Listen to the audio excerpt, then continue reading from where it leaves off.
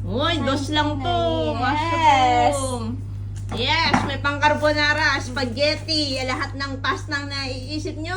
Ito po ay, magkano ba to? 7 dahil po naglakad kami. Di bebenta kaya ating mga 9 na.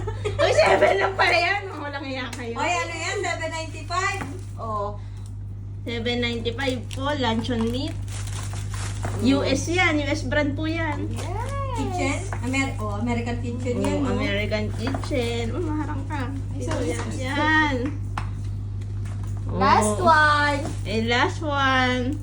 Oh. Yes. Total of 92. 92 dirhams, mga 5 friends. pieces talaga to, 5. Wala pa yung pasta dyan.